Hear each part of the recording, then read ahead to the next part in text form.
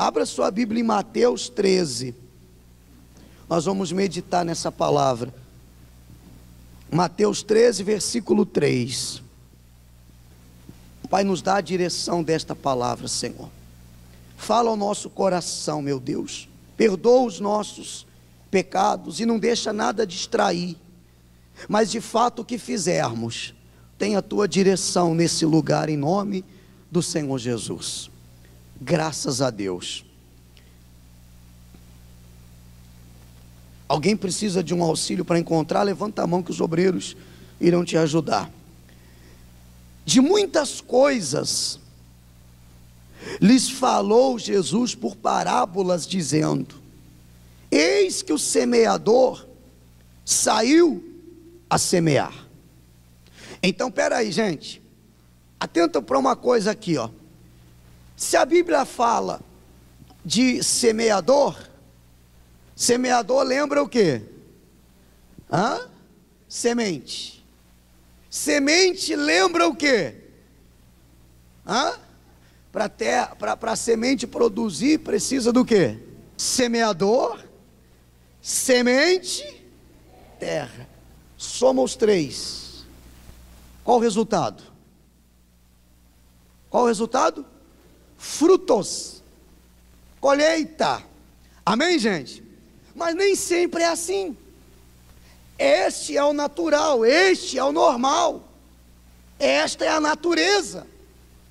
Só que não tem sido assim na vida de muitas pessoas. Tem o semeador, tem a semente, tem a terra, mas nem sempre tem os frutos. E hoje nós vamos saber por quê. Hoje nós vamos descobrir por quê que muitas pessoas que ouvem a mesma palavra, que recebem a mesma direção, que recebem a mesma oração, que frequentam o mesmo lugar, mas umas têm um resultado e outras têm outro resultado. Umas colhem os seus frutos e outras têm uma vida infrutífera. Quem está entendendo, pessoal? Quem é o semeador? O semeador é o pastor. O semeador é aquele que está lançando o quê? A semente. O pastor, quando prega a palavra, ele está semeando, ele está plantando. A semente é o quê? É a palavra de Deus. Está prestando atenção para você pegar o espírito. A semente é a palavra. E a terra? O seu coração. Os frutos, os resultados na sua vida. Agora você vai entender por que muitas pessoas estão na igreja há muito tempo e ela não vê fruto na vida dela. Não acontece o que era para acontecer. As coisas não vai, não andam, não fluem. Por que muitas são as pessoas que se cansam e se frustram, param, desistem no meio do caminho, porque não viram o que gostariam de ver? A palavra diz que o semeador saiu para semear, e no versículo 4, ao semear, uma parte caiu aonde? À beira do caminho, e vindo as aves, a comeram. Outra parte caiu em solo rochoso, onde a terra era pouca e logo nasceu, visto não ser profunda a terra. Saindo, porém, o sol, a queimou, e porque não tinha raiz, secou-se. Então, o primeiro tipo de terra, aquela que deixa a semente aonde? Na beira do caminho. Segundo tipo de terra, aquele solo rochoso, que a semente até nasce, mas porque é superficial, quando vem a sequidão, quando vem o sol, o que acontece? Seca, morre. A terceira semente caiu entre os espinhos, e os espinhos cresceram e a sufocaram. Outra, enfim, a quarta semente, caiu em boa terra, e esta deu fruto, a 100, a 60 e a 30 por um. Então, só para a gente entender onde está a diferença no semeador, hein, igreja? Na semente, aonde está a diferença? Na terra. São diferentes tipos de terra, e dependendo do tipo de terra, a semente pode produzir frutos ou não. Só abrir um parênteses aqui para a gente entender. Eram quantas sementes? 4. 4 tipos de terras. Quantas produziram frutos? 1. Os que ouvem a palavra do reino e não a compreendem, vem o maligno. Quem é o maligno?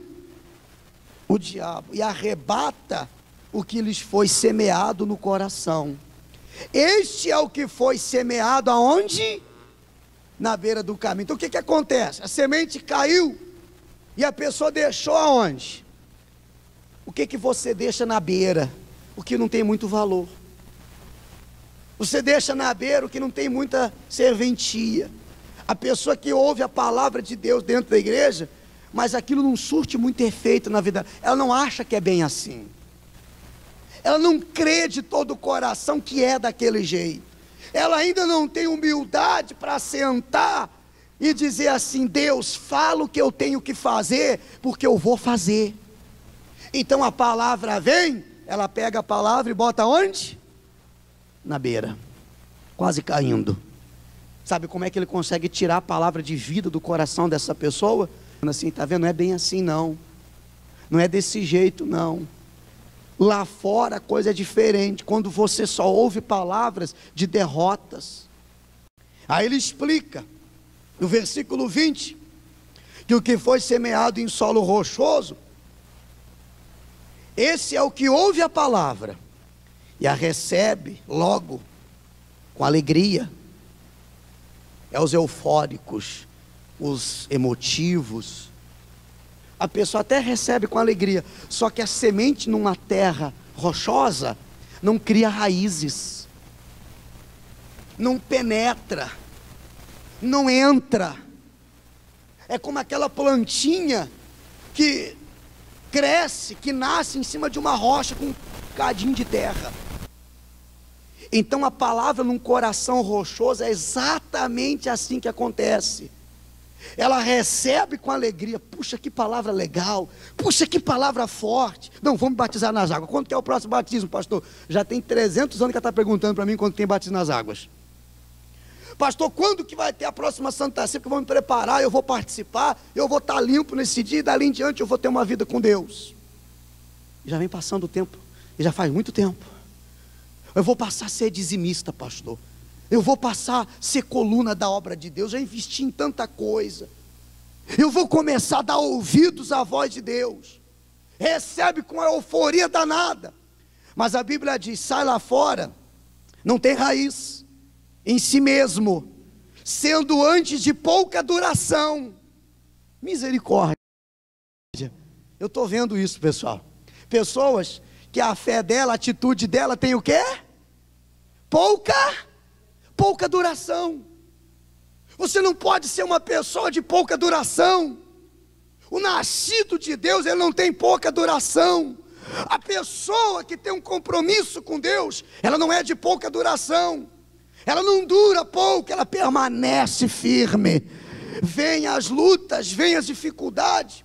Como diz a palavra aqui, ó, é de pouca duração. Em lhe chegando a angústia ou a perseguição por causa da palavra, logo se escandaliza. Sabe o que significa essa tribulação?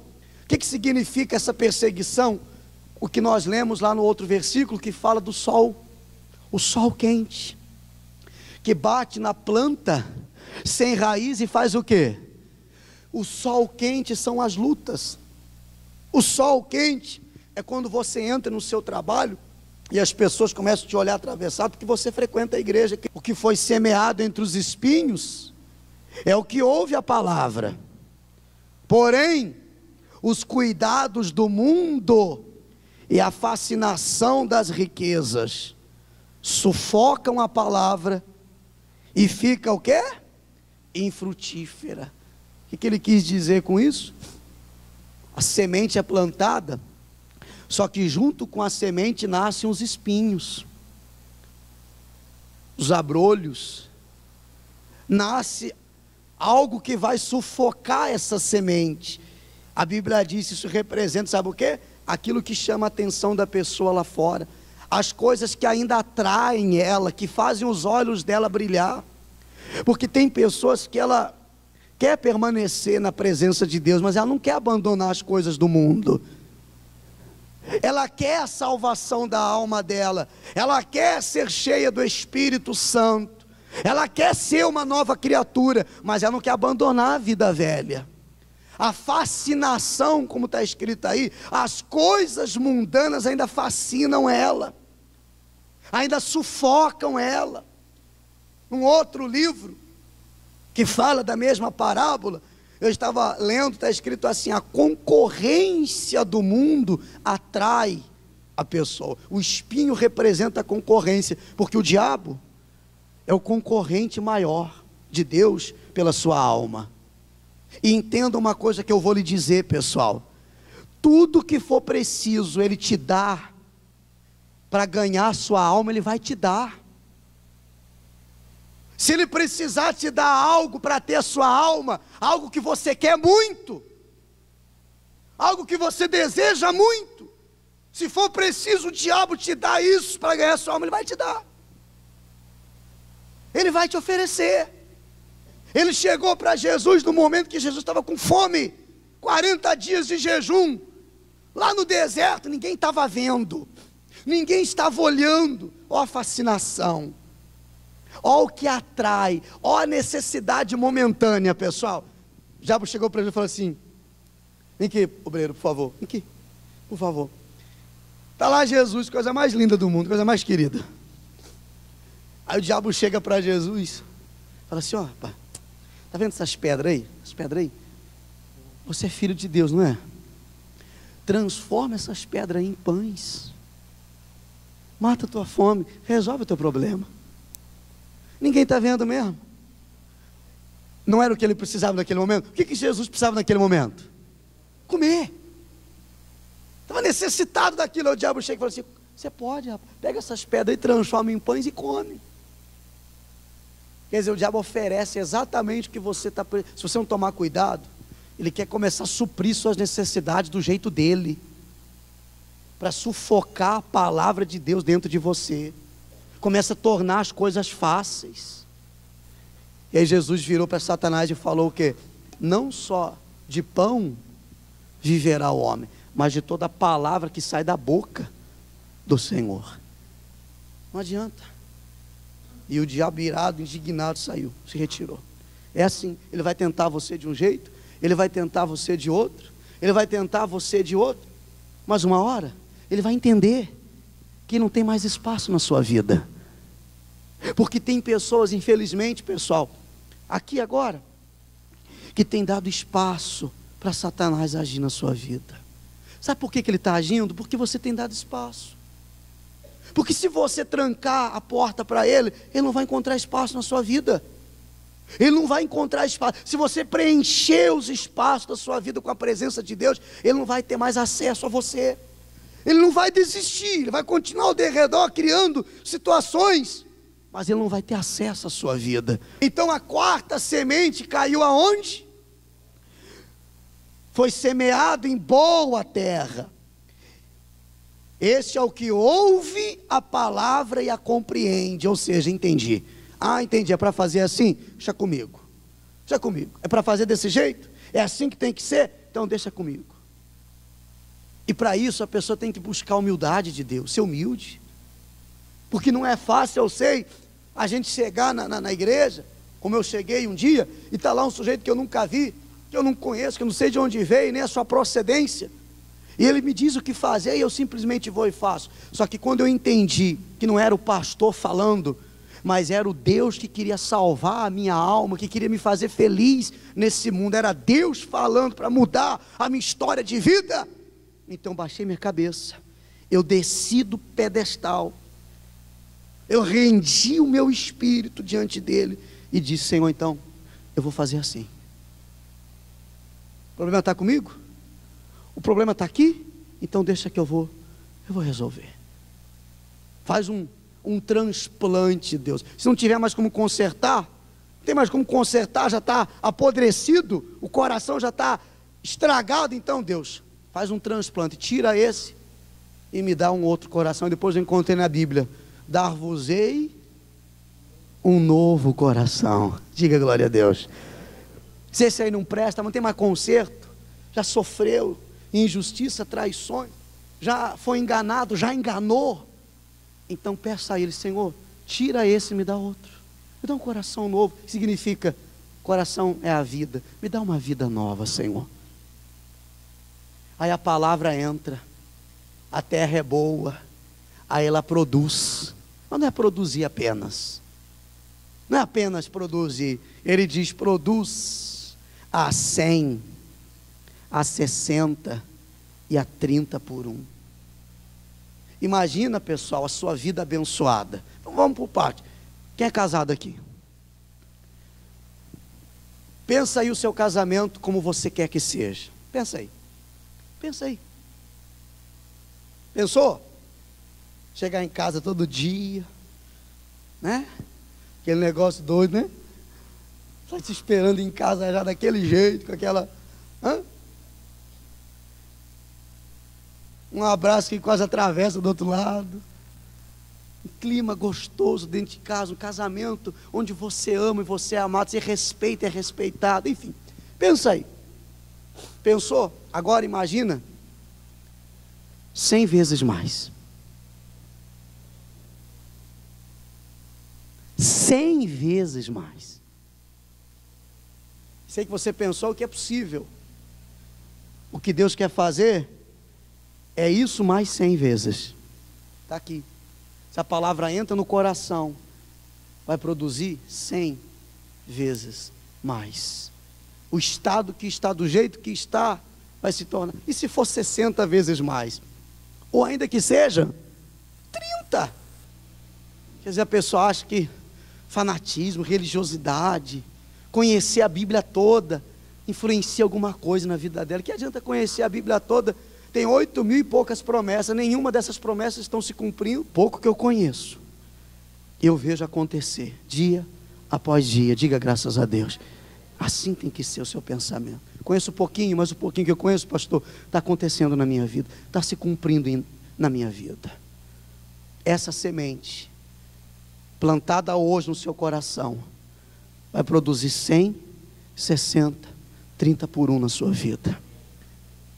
E quando surgir o espinho, o sol quente, as dificuldades, não volta atrás da sua decisão.